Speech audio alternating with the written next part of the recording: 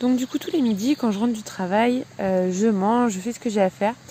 Et ensuite je me change, j'enfile un survêt et je vais au potager.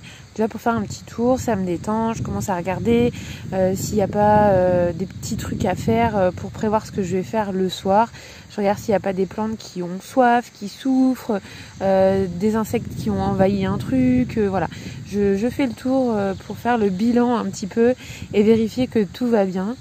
Et ensuite je prends mon petit panier, je vais ramasser les œufs des poules. En général je fais plutôt le midi que le soir parce que c'est un truc rapide, donc même quand j'ai pas trop le temps, j'ai toujours le temps de faire ça.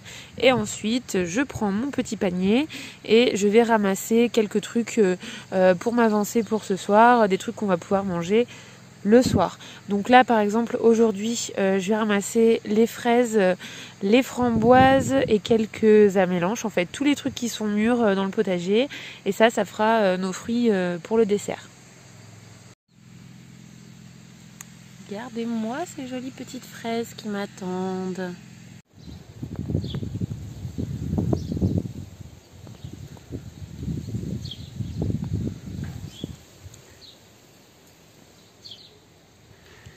Donc là, on est sur les framboises Fallgold qui produisent énormément et qui se multiplient comme tous les framboisiers très facilement. Et là, tous les 2 jours, on en ramasse vraiment une bonne quantité. Et en plus, il est remontant, donc vraiment, j'aime bien cette variété. Donc là, on a quelques baies de mai, il n'y en a pas beaucoup, hein. Je les ai déjà récoltées et puis en plus, il n'est pas hyper productif.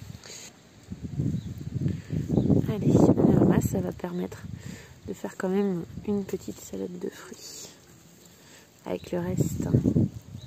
Si vous avez beaucoup de un petit peu, ça fait du beaucoup à la fin. Donc voilà ce que j'obtiens, une cueillette d'à peu près 10 minutes, un quart d'heure. Le plus long c'est les framboises parce qu'il y en a pas mal. Donc nous avons des framboises, des baies de mai, des amélanches. Les amélanches c'est la fin, les baies de mai aussi, sachant que c'est encore des petites plantations, donc pas très productives. Les fraises, ça commence tout juste à donner chez nous depuis 2 semaines, donc tous les jours on a cette petite quantité. C'est pas encore des grosses quantités de quoi faire de la confiture et tout, mais il y en a de plus en plus là qui commencent à se former. Et voilà, mais là vraiment le plus productif et ce qui nous nourrit le plus en ce moment en tant que fruit, c'est les framboises. Vraiment là tous les 2 jours on a à peu près cette quantité, donc pour 2 c'est bien suffisant. Donc ce soir déjà on a notre dessert de prêt, sachant qu'il nous reste des cerises que mon grand-père m'a amené de chez lui. Là on n'achète plus du tout de fruits en ce moment, hein. On est tout à fait autonome sur ce qu'on produit. Soit on en a comme aujourd'hui, on en mange, je vous dis, tous les 2 jours à peu près cette quantité. Un jour sur 2, soit on mange de ce qui reste de la veille, soit on n'en mange pas, hein. C'est pas non plus la fin du monde si vous mangez pas 5 fruits et légumes par jour, hein. Surtout que ceux-là ils ont sûrement beaucoup plus de vitamines que ceux que vous achetez dans le commerce, donc je pense que niveau vitamines on a largement ce qu'il faut. Donc ça c'est pour les fruits. Et là, je vais ramasser une salade que je vais donner à nettoyer à ma grand-mère, hein. Je vous ferai aussi une vidéo par rapport à ça, puisque on vit avec ma grand-mère de 89 ans.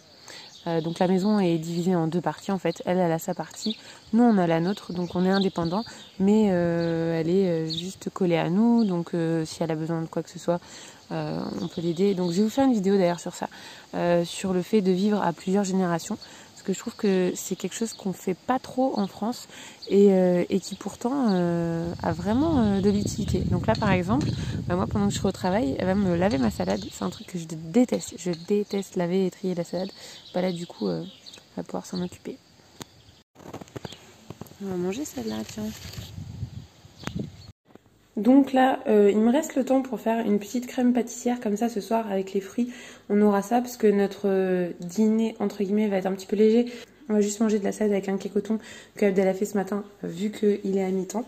Donc là, qu'est-ce qui est en autonomie, qu'est-ce qui ne l'est pas? Donc pour le sucre, on va utiliser le miel de ma ruche. Donc qui est ici, ça c'est celui de l'année dernière. Je vais quand même mettre un tout petit peu de sucre qui n'est pas autonome. C'est juste pour le parfum de vanille en fait, puisque moi je laisse infuser mes gousses de vanille dans mon sucre que j'achète chez Biocop en gros sac de 5 kg. Ensuite, pour la farine, donc moi, je vous ferai une vidéo sur la farine. Je trouve que c'est compliqué en fait de faire sa farine de blé seule en autonomie, de façon simple. Du coup, moi, ce que je préfère faire, dès que je peux remplacer la farine de blé, c'est prendre de la farine de maïs.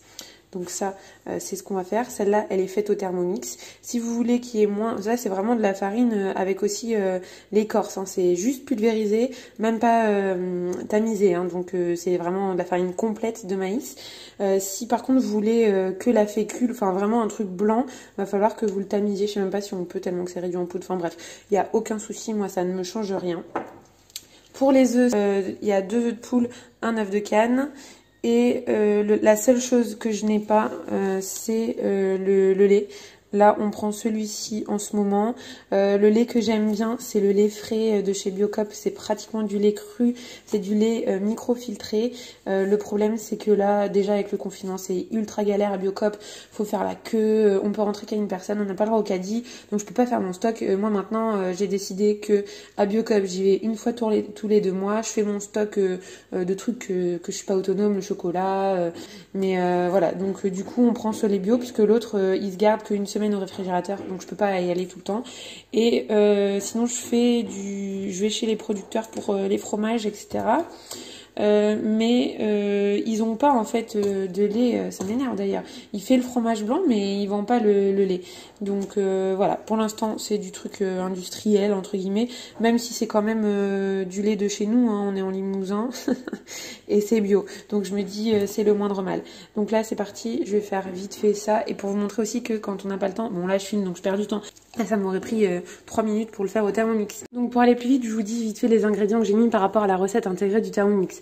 500 g de lait, j'ai laissé pareil. Ensuite, j'ai mis 50 g de farine de maïs à la place des 50 g de farine classique. Normalement, il y a 2 œufs pleins et 2 jaunes d'œufs. Moi, j'ai mis 2 œufs de poule plus un œuf de canne, puisque déjà, j'ai la flemme de séparer et d'avoir un blanc sur le côté alors que j'ai pas le temps. Donc moi, je sépare rien. Et puis en plus, les œufs de canne ont un jaune plus gros. Donc ça correspond à peu près, voilà. Et ensuite, j'ai mis 10 g de mon sucre vanillé, entre guillemets maison, mais bon, le sucre et la vanille, ça par contre, je l'ai acheté. Et ensuite, j'ai mis 50 g de miel à la place de 70 g, parce que le miel est quand même un petit peu plus sucré que le sucre, je trouve, personnellement. Et c'est tout ce que j'ai mis, oui, voilà, et c'est tout. Et ensuite, pendant 7 minutes, il va travailler tout seul. Pendant ce temps, je peux ranger et commencer à me préparer pour le travail, me rhabiller, etc. Hop. Donc là, vous laissez en fait tourner tranquillement à 90 degrés pendant 7 minutes. Donc là, le seul déchet en fait qui me reste de toute cette préparation, c'est ça, c'est les coquilles des œufs. Et du coup, ça, je vais aller l'amener aux poules. Je les ai réduits un petit peu en charpie pour pas que du coup les poules reconnaissent que c'est leur œuf et que ça les incite à manger leurs propres œufs. Donc je les écrase comme ça en 1000 morceaux. Alors je sais pas si cette technique elle marche vraiment ou pas, mais du coup moi je leur redonne et comme ça va consolider leurs coquilles, puisque là justement les poules rousses là qui font les œufs jaunes là, ceux-là, elles ont leurs coquilles très très fragiles en ce moment, donc je leur redonne. Et sinon des fois je donne aussi à ma chienne, elle adore ça. Bon, j'ai pas besoin de les réduire en charpie pour elle, elle adore les coquilles d'œufs. Donc voilà. Donc là, la crème pâtissière est terminée. Je vais remplir les verrines et le mettre au frigo et ce soir, ce sera prêt. Et voilà l'exemple de ce qu'on peut manger.